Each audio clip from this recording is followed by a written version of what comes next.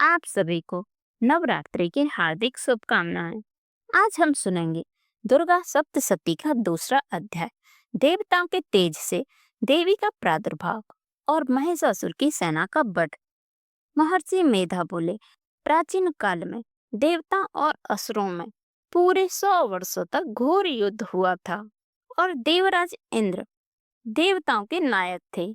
इस युद्ध में देवताओं की सेना परास्त हो गई थी और इस प्रकार संपूर्ण देवताओं को जीतकर महिषासुर इंद्र बन बैठा। युद्ध के पश्चात हारे हुए देवता प्रजापति श्री ब्रह्मा जी को साथ लेकर उस स्थान पर पहुंचे जहां पर के भगवान शंकर विराजमान थे। देवताओं ने अपने हार का सारा वृतांत भगवान विष्णु और शंकर जी को कहा सुनाया। वह कहने लगे, हे प्रभु, महिषासुर सूर्य, चंद्रमा, इंद्र, अग्नि, वायु, यम, वरुण तथा अन्य देवताओं के सब अधिकार छीनकर सबका अधिष्ठाता स्वयं बन बैठा है। उसने समस्त देवताओं को स्वर्ग से निकाल दिया है। वह मनुष्यों की तरह पृथ्वी पर विचर रहे हैं। दैत्यों की सारी करतूत हमने आपको सुना दी है और आपकी शरण में इसलिए आए हैं कि आप उनके वध का कोई उपाय सोच सकें। देवताओं की बातें सुनकर भगवान श्री विष्णु और शंकर जी को दैत्य पर बड़ा गुस्सा आया। उनकी भौहें तन गईं और आंखें लाल हो गईं।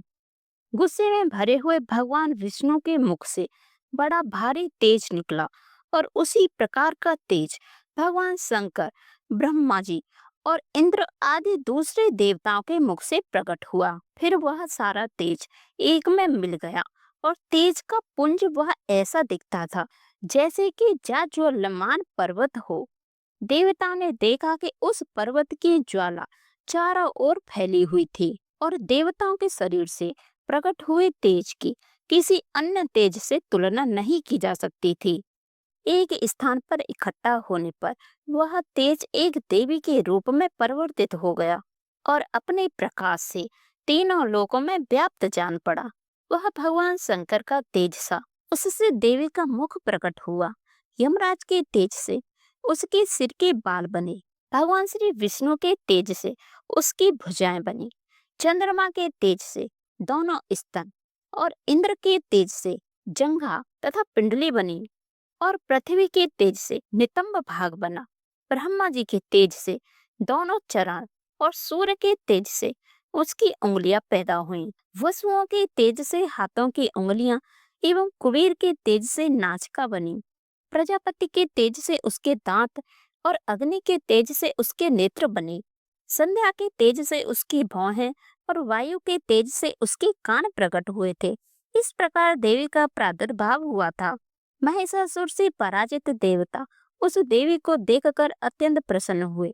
भगवान शंकर ने अपने त्रिशूल में से एक त्रिशूल निकालकर उस देवी को दे दिया और भगवान विष्णु ने अपने चक्र में से एक चक्र निकालकर उस देवी को दे दिया। वरुण ने अपने चक्र में से एक चक्र निकालकर उस देवी को दे दिया। वरुण ने शंख भेंट किया। अग्नि ने इसे शक्ति दी। वायु ने उसे धनुष और बाण दिए। सहस्त्र नेत्रों वाले श्री देवराज इंद्र ने उसे अपने वज्र से उत्पन्न करके एक वज्र दिया और ऐरावत हाथी का एक घंटा उतारकर देवी को भेंट किया। यमराज ने उसे काल दंड में से एक दंड निकालकर उस देवी को दिया। वरुण ने उसे पास दिए।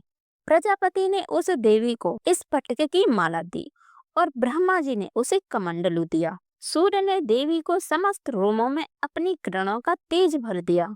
काल ने उसे चमकती हुई ढाल और तलवार दी।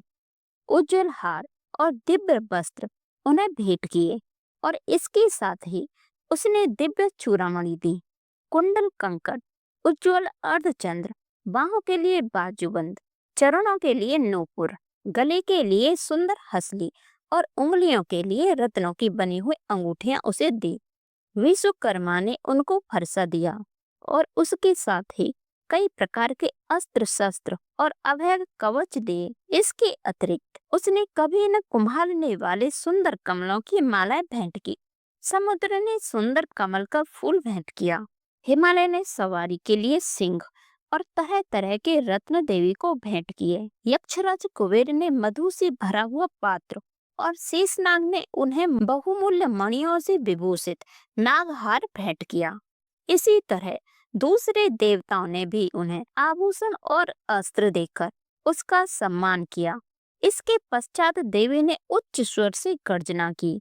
उसके इस भयंकर नाद से आकाश गूंज उठा।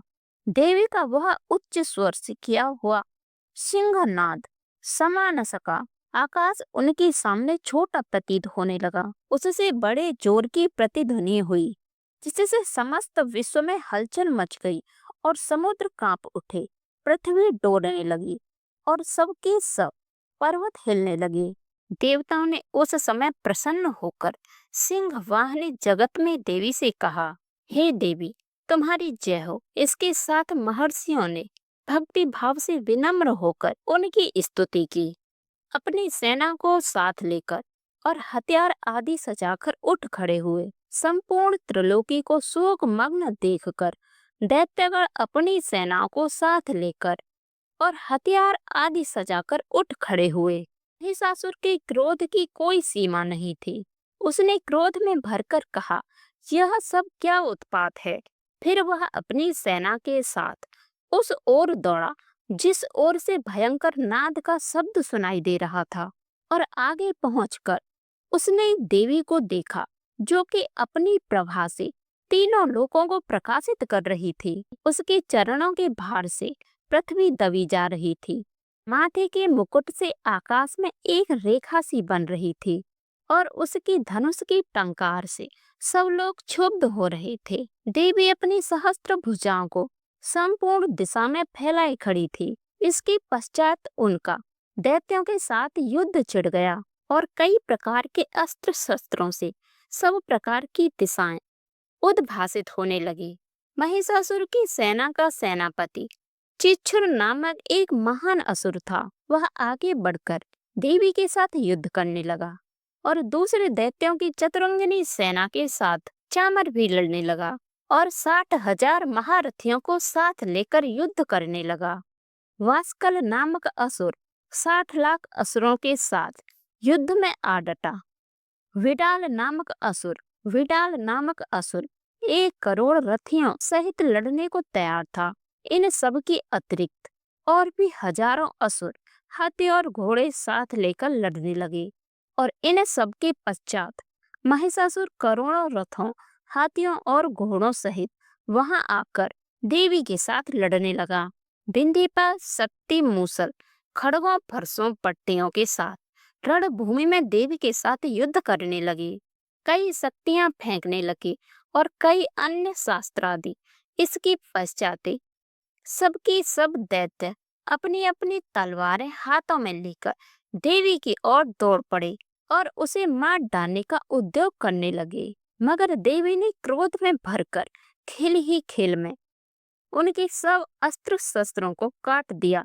इसके पश्चात ऋषियों और देवताओं ने भी देवी की स्तुति आरंभ कर दी और वह प्रसन्न होकर असुरों के शरीर पर अस्त्र शस्त्र की वर्षा करती रही। देवी का वाहन भी क्रोध में भरकर दैत्य सेना पर इस प्रकार विचरने लगा जैसे कि वन में दावानल फैल रहा हो। युद्ध करती हुई देवी ने क्रोध में भरकर जितने श्वासों को छोड़ा, वह तुरंत ही सैकड़ों हजारों गणों के रूप में परिवर्तित हो गए।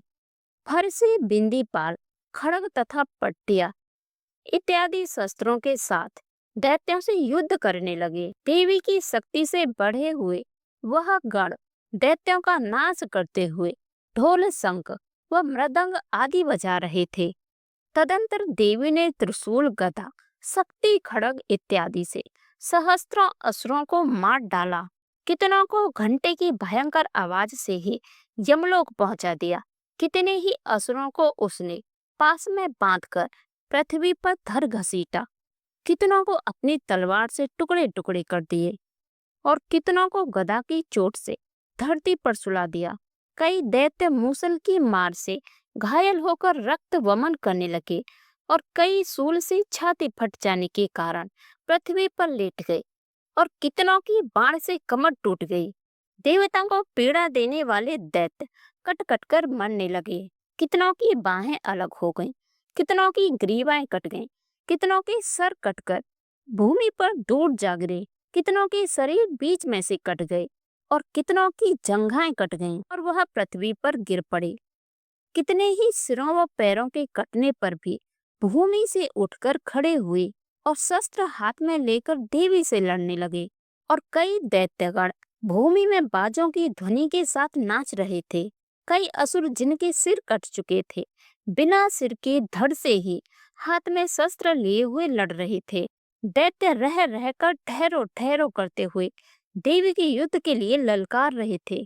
जहां पर यह घोर संग्राम हो रहा था वहां की भूमि रथ, हाथी, घोड़े और असुर सेना के बीच में रक्तपात होने के कारण रुधिर की नदियां बह रही थीं। और इस तरह देवी ने असुरों की विशाल सेना को क्षण भर में इस तरह से नष्ट कर डाला जैसे तृण काष्ठ के बड़े समूह को अग्नि नष्ट कर डालती है। और देवी का सिंह भी गर्दन के बालों को हिलाता हुआ और बड़ा शब्द करता हुआ असुरों के शरीरों से मानो उनकी प्राणों को ढूंढ रहा था।